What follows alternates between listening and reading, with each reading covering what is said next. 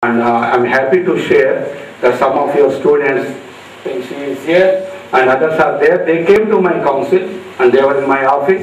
And my colleague Mr. Balram has helped, but I could not unfortunately interact with them. They did some good work. And I am very, very happy that this institute should send some more candidates.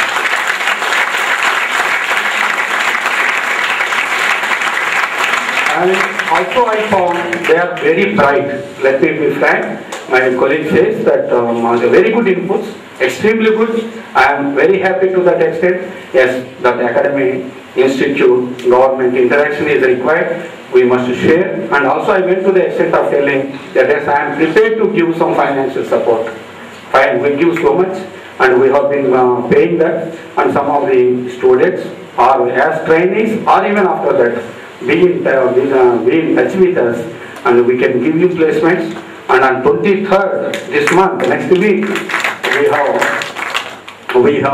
a program of CEO Conclave where national building and also international building of pharma. As our council's role is, we have been organizing a CEO Conclave, and only just fortunately after reaching here, I was to go there to CM today.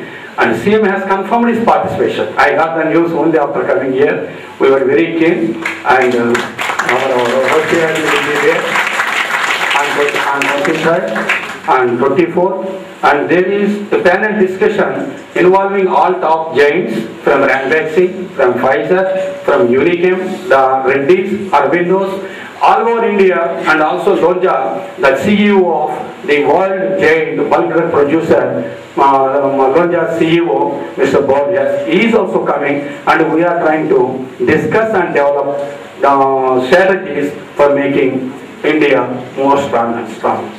I have brought a small note. I would just read out for your information. I don't want to take more time from you, but I only want to stress that apart from other sectors where there are very good opportunities, but for budding managers, people like you doing international business, my own experience is there is extremely good opportunity for international business in pharma. If there is no special course in international business in pharma, I would suggest Nishaji and Mathurji to make it special relating to not only international business in pharma. Because the requirement is little different. It is not like any other commodity. We have to sell and we have to also ensure product registrations. Quality is the problem, registration is the problem, callbacks is the problem, and you must be in a position to explain this and show the strength of Indian pharma, and you must be in a position to sell it only when you know the international trade requirements for pharmaceuticals. And in pharmaceuticals there are several things like APS, bulk drugs, or formulations, even Ayurvedic medicines, herbal medicines, and also clinical research. Most of these most challenging opportunities are available to you, and I would request you to be in touch with us, to take help, and Mr. Balram, my colleague is here, he will also be able to help, but extremely good opportunities. As far as my reading of what I have prepared, I would like to just read out if you don't mind.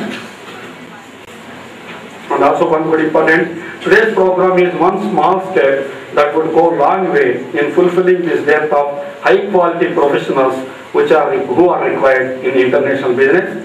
It has been my experience in the countries like China, particularly yes, China is one country where we are facing a lot of competition in pharma sector, and China is very strong in spite of all our efforts in bulk drug sectors. China, in pharma, sale of pharma and bulk drugs, China is taking the lead, and government of India and pharmacists, we are trying to see that not only in generic formulations, even in bulk drugs, and whatever competition we are facing from China, we should win over them. We should establish our position against China also.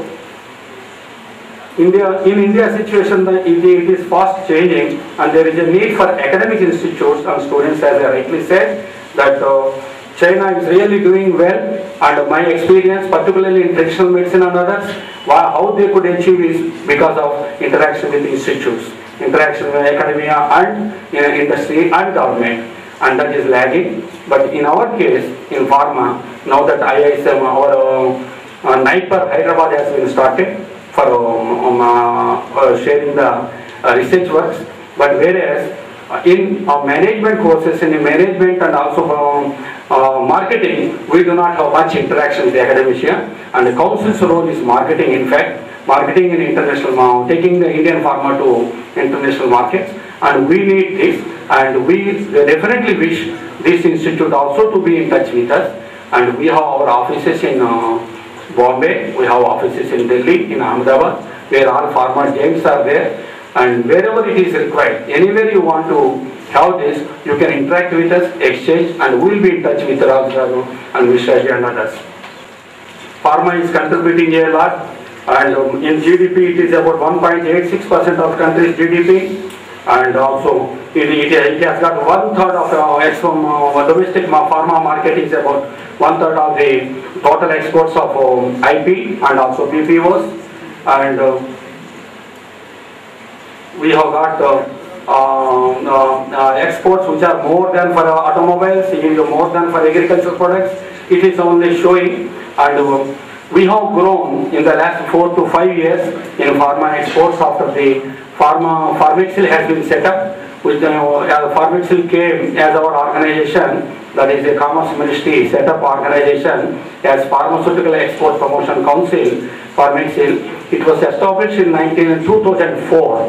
And in the period of these 6 years, the pharma exports have grown from 17,000 crores to 42,000 crores in last.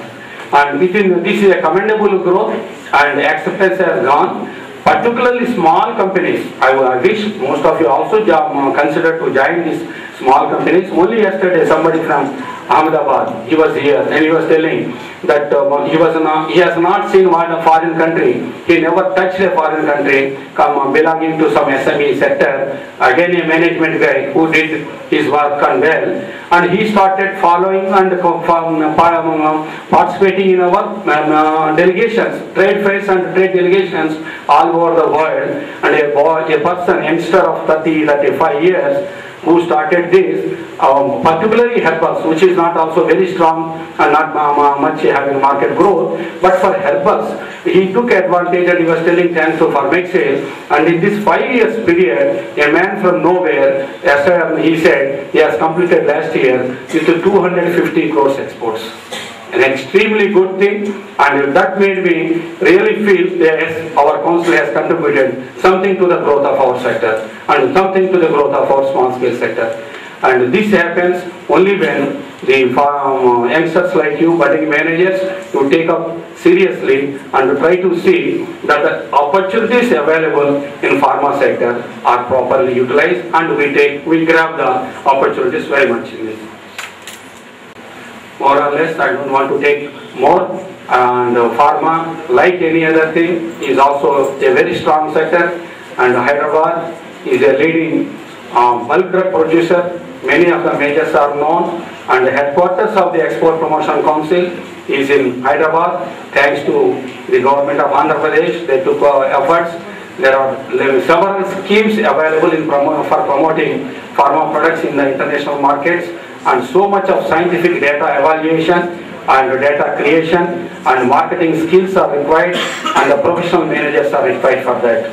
And again, I will tell you, you are the budding managers having huge international business marketing opportunities in pharma sector. And I wish you all best, and I wish you your good careers in pharma sector. Thank you. Thank you.